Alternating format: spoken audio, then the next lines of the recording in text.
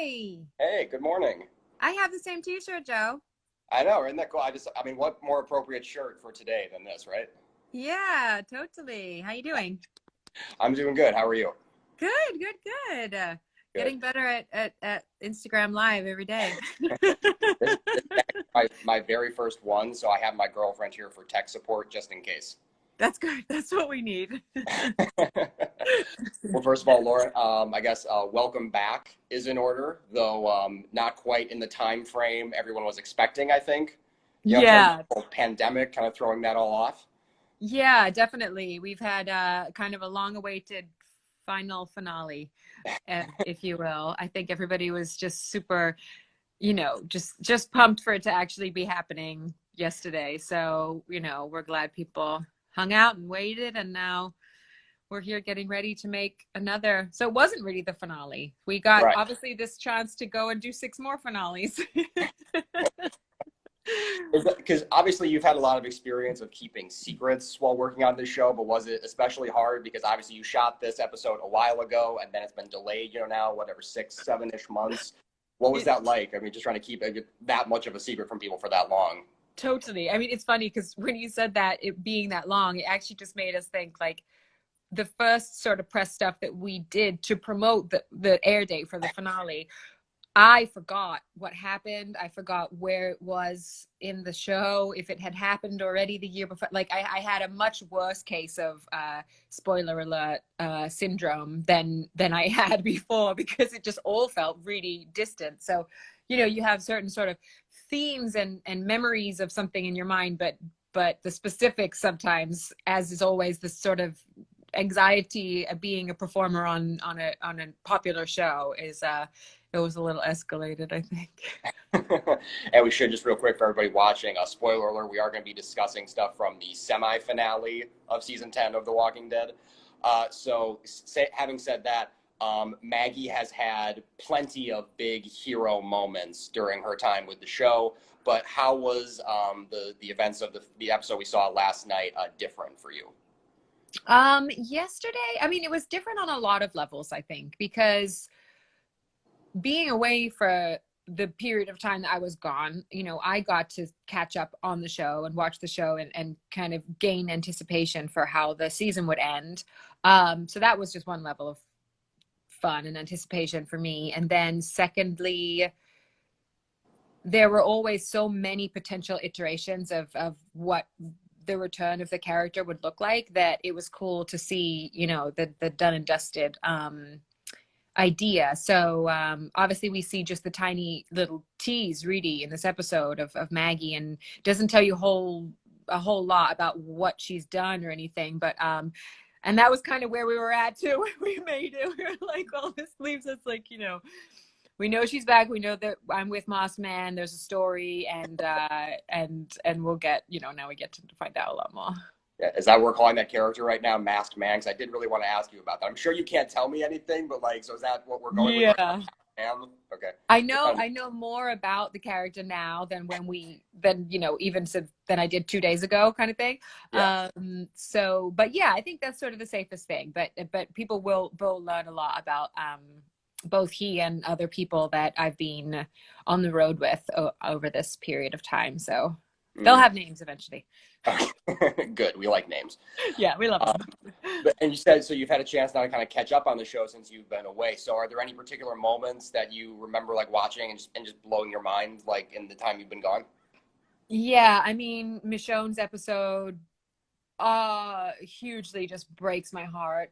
I don't remember which number that was. I know we shot that out of order, but I think it was the 10th episode maybe. And then the moment in I like that because I really love when we get to go to these kind of surreal places where the dividing line between reality and dream or nightmare is a bit waxy and messes with your head. And because I think it's important to show on even a mental health level what these conditions, that it does start to become like that, and that the loneliness can do that, and how much we've really probably been able to relate to that even tenfold, hundredfold lately sometimes. And yeah, and then the other episode, the other moment that just resonated so hard with me was in the finale, actually, when Carol and, oh my gosh, Cassidy's character, I'm like a fan. I don't remember if it's the character or the actor's name for a second here. When they reach the, I don't want to say, if people haven't seen the episode, stop listening for a second right now. But when they reach the end of the cliff and when their relationship sort of transitions to a place that was maybe not expected. And that broke my heart. It always breaks my heart in good ways, how you know, the ways that everybody relates just has to constantly evolve, and how it gets to constantly surprise us. And but I really loved that moment. It was just, you know, the whole episode to me just had, you know, triumphant moments and this like satisfying moments and then new intrigue and all this stuff that was, yeah. Yeah. Yeah, and you had kind of touched on this a moment ago, but I really wanted to ask you, is it surreal, like in the midst of a global pandemic, being on a show that at its heart is really about a global pandemic, like the zombie pandemic? I think so. I mean, I think what was really stunning was how popular the show sort of had this big resurgence. A lot of pandemic themed film and television had such a resurgence at the beginning of quarantine. And at first I was like, wow, aren't we anxious and just want to watch Disney movies?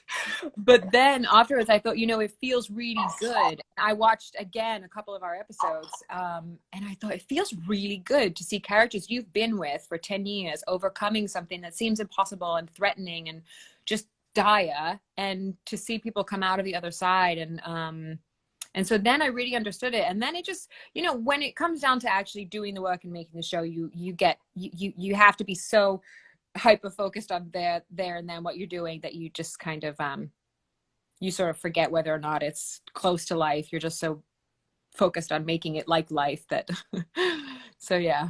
And then of course, I'm sure you can't say anything, but everybody really wants to know, are we going to get to see baby Herschel coming back with Maggie anytime, you know, in the near future? Yeah, maybe. We might. No, but really, so obviously Maggie's been away for a long time, and of course, you know, she had these very strong relationships with different characters before she left, but now coming back, you really would expect those dynamics to have changed and shifted quite a bit. And so again, I'm sure you can't say anything like too terribly specific, but just how do you expect some of those relationship dynamics to change? Yeah, it's a good question. There's just the overarching thing that's so relatable and to me is that no matter what is going on anywhere, you have to get on with it, and you have to get on with the most pressing things, which are, you know, for Maggie, definitely finding somewhere safe, or maybe if Herschel's with her, who knows, we're not saying or anything, but you know, to found a good stable place to be a mom and to rebuild community. So within that, there are going to be huge challenges with the people that she's around, and, you know, Negan and what she'll learn about, you know, Carol maybe helping Negan out, not helping him out, but helping him get out of prison for good purposes. But it's conflicting, you know. A lot of these relationships always have been. It's accepting, it's sort of weighing the good against the bad. And there are friendships that are going to be wholeheartedly positive in their reunion, and others that will be complicated. And that's the fun part for sure. Yeah. But the big thing is just that it's good that she's back. Okay. For her to face it all. I just realized I have my social media time limit just came up here. But I'm gonna try and fix that real quick without like ruining this live one. So I apologize, but just give me. Don't worry about it. We're all figuring it out. We'll do it together. I mean, you're doing it, but I'm here while you're doing it. I can do this 1 second.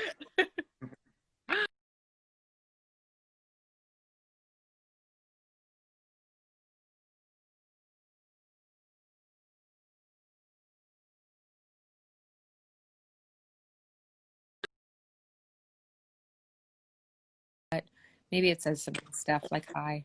I'm gonna say hi. Okay. I think we're back. I think we're good. Hi, Pop30. We're back. Okay. There was no glitch on this end. Okay, good. Sorry about that, everybody. So anyway, where was I? Oh yes. So when you came back, obviously being away for a while, was it kind of easy getting back into the groove then, or was there some like a readjustment period? No, I think it was pretty easy. I mean, we had I came out to shadow one of our directors, so I was here for 3.5 probably like a month actually before we started filming. So I was just here sort of reintegrating, and it never leaves you. It just like, time has such a weird way of being.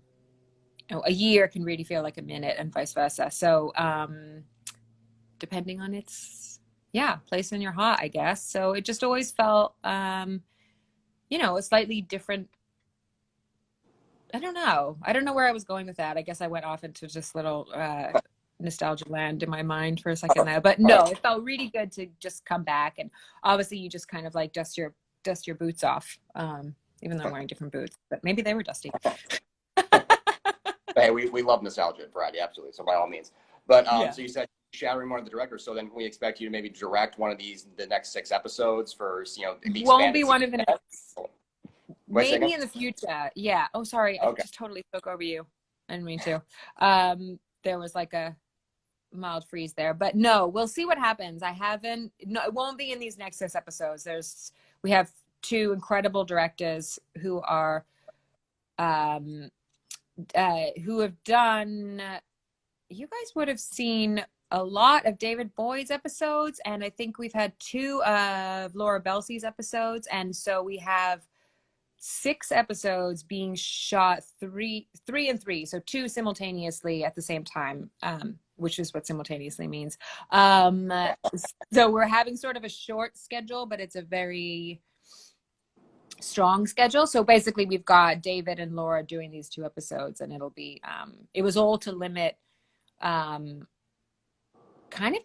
crews during COVID and to be the most efficient with all of our new COVID protocol.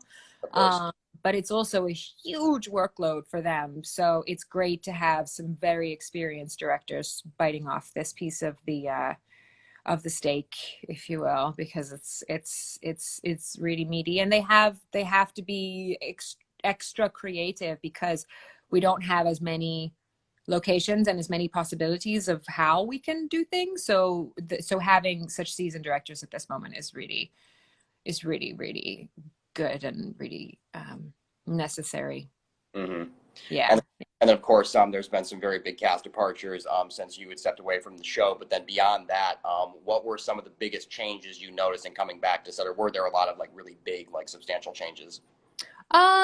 You mean in terms of like how with COVID and everything, or just with being gone and coming back? I mean, just gone and coming. I mean, COVID too, but I mean, just in terms of being gone and coming back, and like you were kind of saying earlier, just kind of about getting back into the groove of working on the show. Yeah. I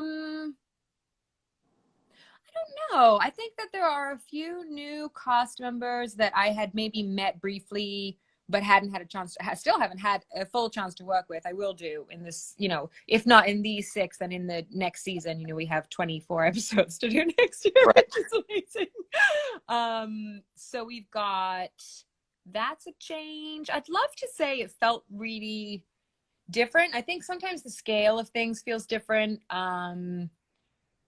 But that's sort of an ever fluctuating thing, the ability for the show to feel kind of indie in one moment and then this huge action-packed story in another. So that variety is consistent, if you couldn't explain it that way. But no, I mean, we're going to be actually shooting digital, which I don't know how that will feel differently with our show.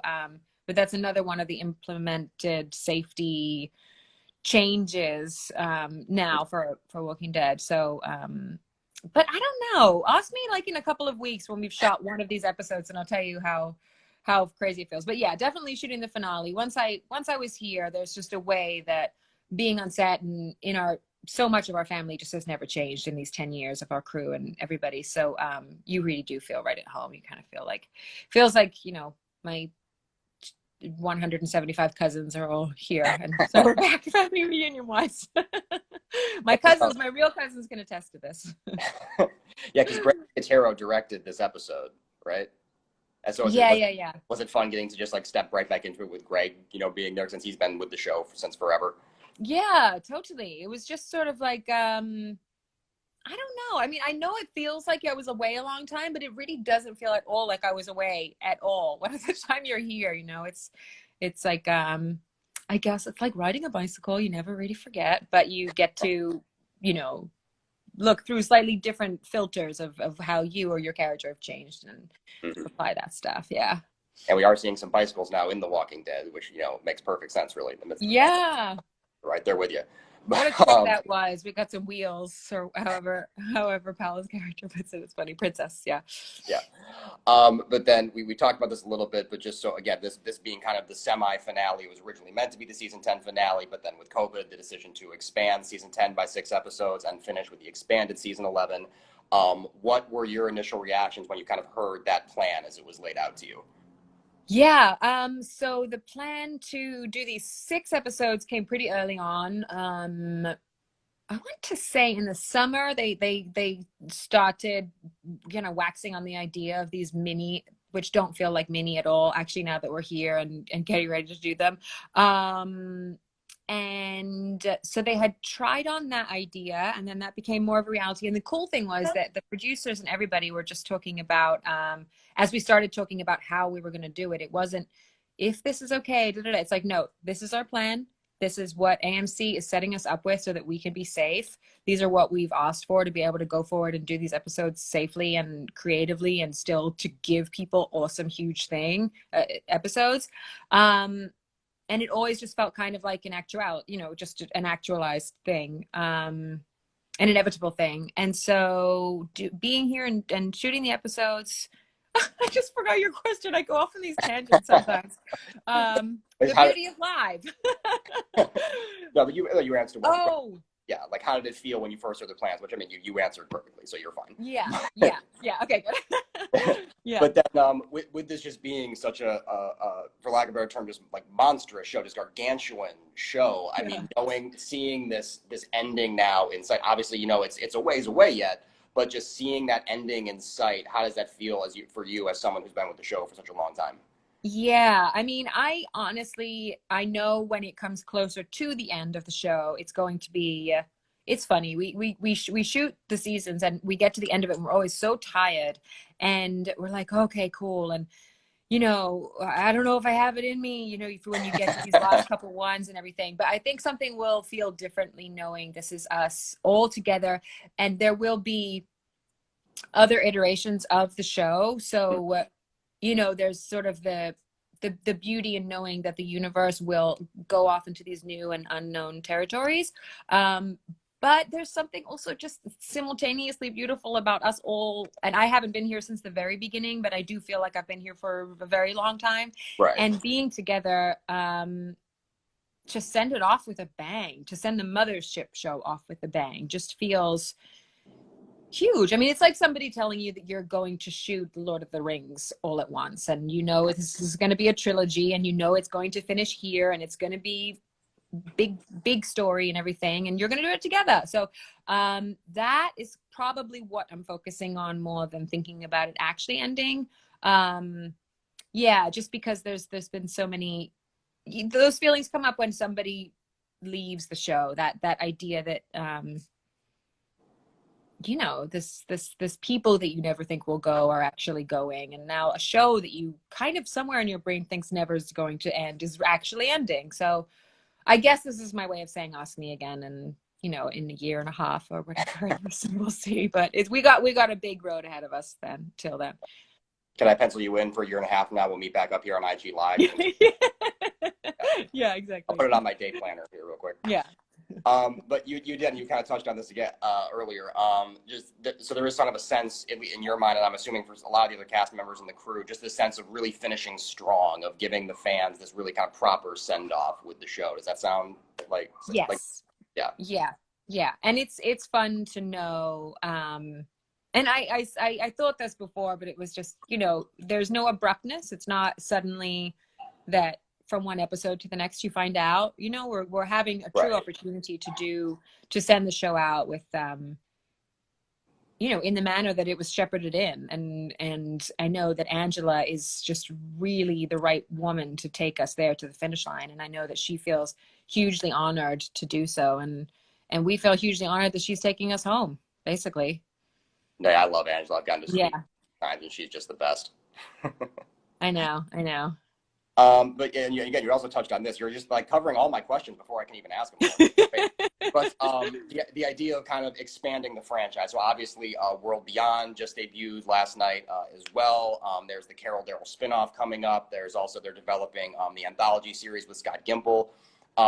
So what do you kind of just think about those, and just are there any in particular you're really excited about just seeing where they can go story-wise and character-wise? Yeah, I'm really excited because I mean, I know for Norman and Melissa's show, the tone will shift and it'll be sort of this journeyman story. And I just, knowing our writers and knowing obviously all my friends, the actors on the show, I feel that there is so much potential for how we can kind of tweak the world that we know and to tell it differently. And just as a creative, I'm excited to have a world that people are really invested in and characters that people are really invested in, and seeing how on a filmmaking level we can be creative about how we tell that story. So, you know, whether it's something with more levity, like The World Beyond. I mean, I've seen the first episode of World Beyond. I think it's probably going to get darker, but I really like the fact that, because my grandparents always said to me, can you ask them to do an edit of Walking Dead where there's not so many zombies and it's not so gory? I always want to be like, you should watch World Beyond because it's not as gory and it's a little bit gentler, but I have a sneaky feeling it's not going to stay that way either. So Rather than Walking Dead, they basically just want walking. Yes. Or So dead but not threatening. yeah, no, you're right. Yeah, the grandparent-friendly version of The Walking Dead. That'd be amazing. Yeah. I would watch that. Yeah, I'm basically grandpa. But I think we could do sort of comedic or futuristic or, you know, just knowing even how our finale ends. And this is territory we'll explore on the Mothership Walking Dead next year. But just these communities that have it a lot more together or a lot more locked down, and what's capable within places where you've expanded technology and, you know, and what else is out there? I mean, this helicopter that Rick went off in, like, what's the deal? What's going on? Where are all these things that we don't know about because we've been on the ground with this crew?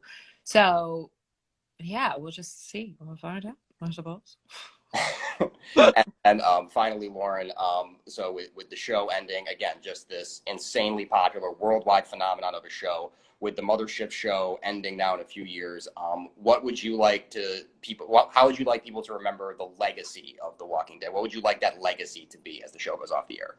Oh, wow. I think just to thank people for coming on the ride with us, and to know that we all felt it together is the biggest thanks I can have for the impact of the show and for the connection that we've all built with you guys. It's just, I couldn't ask for any more legacy than I think what it has developed. So I'm just grateful. Very good. Well, Lauren, thank you so much for doing this. Thank you for everybody for tuning in. And if you haven't yet, watch season 10, episode 16 of The Walking Dead. It is fantastic. It's one of the best, finales, quote unquote. I've seen it in a long time. But Lauren, thank you so much for doing this. Of course. Thanks, Joe. See you soon in 18 months. 18 months. Bye, everybody. Thank you.